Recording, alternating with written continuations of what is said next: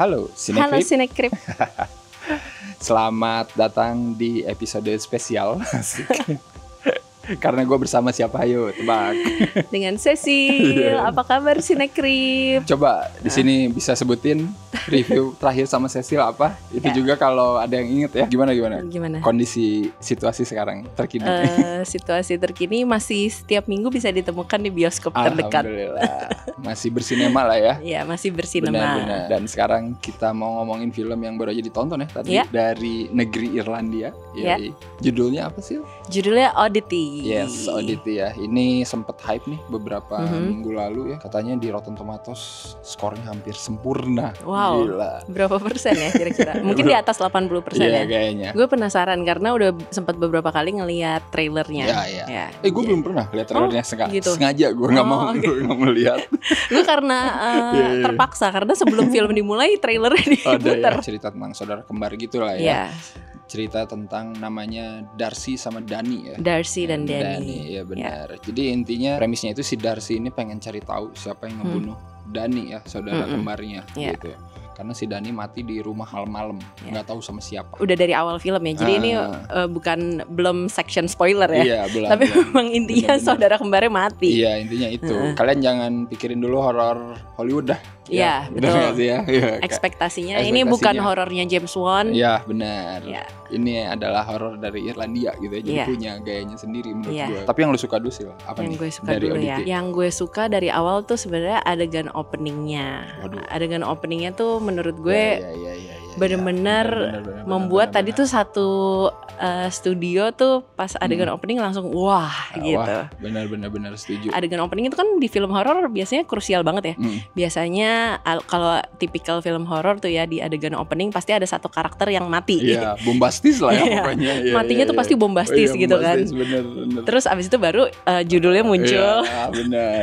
Abis itu Setuju. barulah karakter yang lainnya Iya. hidup ya. Biasanya kan tipikal Kayak film gitu. horor kayak gitu ya. Nah. Kalau ini tuh Wah, berbeda. Beda, Sesuatu yang berbeda bener. adegan openingnya. Beda, tapi tetap gua nggak bisa napas tadi. Tetap nggak bisa napas gitu. Wah, sial Iya. nih. Kayak mempermainkan kita Iya. sebagai penonton gitu. Iya. Ini saudaranya itu Damien McCarthy, emang nama yang masih belum sering warawiri sih. Iya. Cuman kalau kalian sempat nonton film pendeknya di YouTube tuh ada tuh. Tadi bahkan salah satu judul film pendeknya itu ada mengandung nama karakter di film Iya, Oddity ini ya. Bener banget. Tapi yang gua suka emang Damien McCarthy ini jago banget sih mainin suspense yang tadi lu bilang gitu. Iya. Dia jago banget asli. Kan horor itu sebenarnya bukan cuman soal setannya serem atau kagak sih kalau kata gua ya. Betul. Tapi gimana cara lu ngebangun Bener kengerian banget. itu. Urusan lu takut atau enggak sama setannya itu mah belakangan. Tapi gimana dia ngebawa lu mau ke sana tuh, wah gila. Gue setuju banget karena menurut gue sutradara film ini tuh bikin film horor ini tuh atmosferik gitu. Iya. Jadi dengan atmosfernya aja bikin kita ngerasa ketakutan gitu. Iya. Bukan harus selalu dengan jump scare atau Iya. misalnya penampakan hantu yang di make upin serem gitu. Bener. Tapi dengan rumah Iya. dengan settingan Iya. batu-batu seperti itu, Itu dimanfaatin banget. Padahal di sini film ini ya lokasinya cuma 2. lokasinya cuma 2. Lu bayangin ini kurang low budget apa, Iya. tapi gua nontonnya nggak bosen sama sekali. Maksudnya sampai ending tuh gua bener-bener terpaku aja gitu. Dan elemen-elemen di film ini juga menurut gue yang berhasil membangun suasana horornya Iya. gitu. Contohnya salah satunya kan digambarkan si Darcy ini kan di tokonya itu dia menyimpan berbagai macam barang antik gitu kan ya. Iya, benar. Ibaratnya kalau di film Conjuring tuh Ya, ini. rumahnya si siapa? Warren. Warren. Keluarga Warren. Iya. Iya. Kayak don't touch anything gitu. Iya. Tapi di sini tuh karena memang vibes-nya tuh kayak old gitu ya, Ya, antik, oldies, barang-barangnya antik, terus kayak kunci rumah semuanya tuh kayak yang masih warna coklat terbuat dari besi gitu kan. Jadinya itu membangun Itu atmosfer membangun horornya juga ya. banget. Menurut gue di sini artistiknya menurut gue juga Iya. sangat totalitas sih. Maksudnya dia low budget tapi nggak kelihatan murah. Benar. Itu sih kalau kata gue. Jadi maksudnya ya emang beda, lu bayangin sama produksiannya Hollywood kelihatan beda gitu. Tapi bukan berarti ini murah juga gitu. Karena menurut gue ya cukup sih. Iya. Cukup aja untuk mendukung ceritanya. Barang-barangnya benar-benar kalau kita meskipun kita ngelihat doang tanpa harus didandanin terlalu menyeramkan, emang tuh barang-barang kelihatan menyeramkan gitu ya. Iya benar. Benar. Apalagi bel itu ya. Iya, wah itu bagus tuh. Nah itu Bel hotel. jadi kalau ngomongin tadi ya elemen apa namanya artnya mendukung, di Iya. sini juga banyak detail yang emang di setup banyak gitu di awal kan, banyak yang di setup gitu kan, kayak cerita soal bel angker gitu kan yang dia punya gitu. Bel ini bisa manggil roh porter di hotel yang udah mati gitu. Terus nanti ada adegan si Dani lagi benerin lantai yang di awal. Ya maksudnya semua itu tuh jangan khawatir guys, itu semua di setup, nanti lu bakal nemu payoff-nya. Betul. Semua di belakang. Akan berhubungan. Ya, akan berhubungan, dan ya itu dia bagusnya, dia manfaatin semua yang ada itu emang gak cuman buat ya gaya-gayaan ya, emang nanti itu ada gunanya gitu. Itu yang gue suka sih. Bikin gue juga suka sama film ini tuh, jadi biasanya kan film horor itu beberapa kan kayak ya lu cuman kayak ditakut-takutin aja sepanjang film gitu dari awal sampai akhir kan. Tapi kalau di sini menurut gue unsur ceritanya tuh lumayan strong sih Ar. Jadi kita tuh sebagai penonton kayak penasaran terus nih, ini apa sebenarnya yang terjadi dengan perempuan kembar ini gitu. Kan kita belum tahu nih si Dani matinya sebenarnya gimana gitu kan. Nanti kan lama-lama diungkap gitu sama si Darcy. Kita belum tahu nih gimana ceritanya. Darcy bawa boneka kayu yang kita juga belum tahu itu apa gitu kan. Boneka kayu yang kepalanya kayak bola bowling ya. Kayak layernya tuh dibuka sedikit-sedikit gitu. Misterinya tuh kayak kita tuh jadi following terus sampai akhir. Menurut gue itu bikin filmnya jadi gak ngebosenin. Jadi bukan cuman soal ada setan di rumah itu gitu ya. Setan itu justru nganterin ceritanya gitu. Ini kenyataannya yang harus lu tahu gitu ya. Dan kenyataannya adalah, ini udah spoiler section gitu ya. Kenyataannya ternyata, cukup miris ya. Ternyata ada yang lebih setan daripada setan. Betul, selalu seperti itu ya. Biasanya yaitu manusia. Benar. Kadang kita lupa ya, yang serem itu sebenarnya bukan setan. Manusia itu lebih serem gitu. Nah ini tuh mau ngeliatin itu sih sebenarnya, dan menurut gue dapet banget sih. Kerennya lagi film ini ya, maksudnya kita kan kalau udah ngelihat manusia yang sesetan itu gitu kan ya, kan kayaknya bawaannya emosi sebagai penonton tuh udah kayak yang anjir nih manusia mendingan dimakan setan aja gitu kan. Tapi film ini tuh tetap membuat kita tuh kayak tahan dulu gitu ya. Itu gak sih kayak mempermainkan perasaan kita sebagai penonton film horor gitu loh. Iya benar. Selain ngebangun kengerian juga dia emang gak banyak main trope film horor yang sound design yang ribut gitu. Ya kan, yang kayak gitu-gitu tuh minim banget gitu di sini. Tapi gue gak ngantuk asli. Biasanya kalau film yang pengen sok-sok dilokiin tapi kalau gak bisa dieksekusi dengan baik itu bikin ngantuk. Tapi ini kagak sih, gue jadi kayak lebih was-was aja. Ya kan tiap ada keluar sesuatu nggak dikasih musik anjir, ya gimana gue nggak kaget gitu.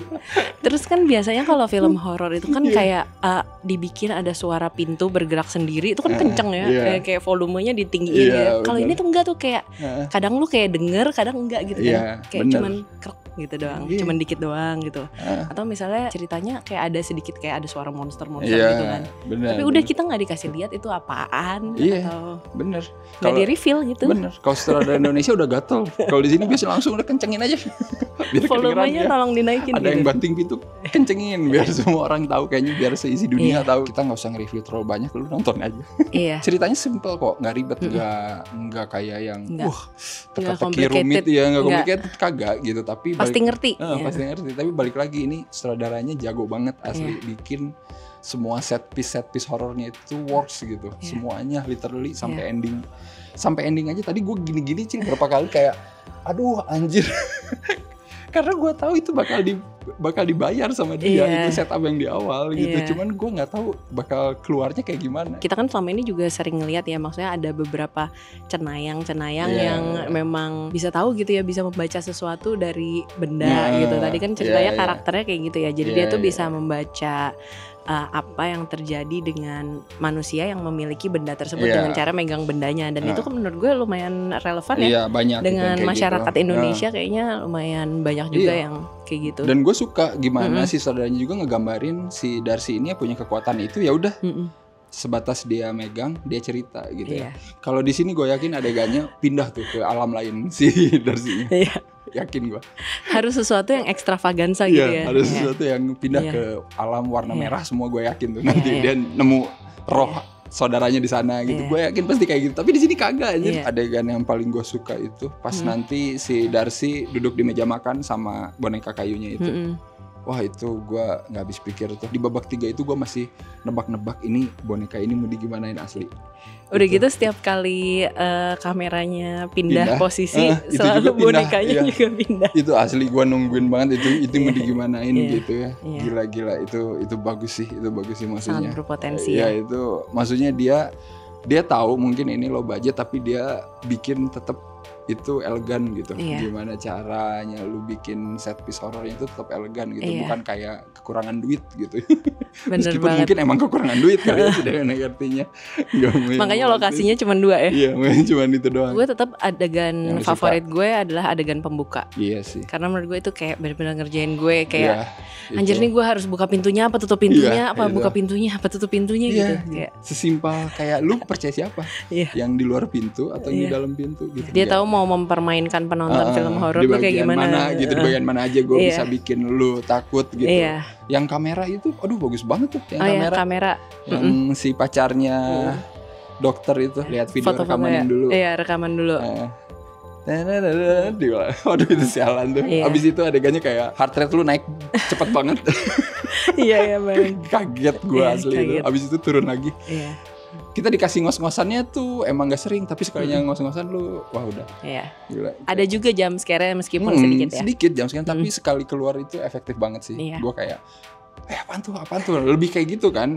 Menurut gue emang jump scare itu harusnya kayak gitu. Yang bikin penonton itu kayak gue tadi ngeliat sesuatu tapi gue gak yakin gitu. Tapi bikin gue kaget. Nggak usah terlalu banyak juga gitu, nggak usah.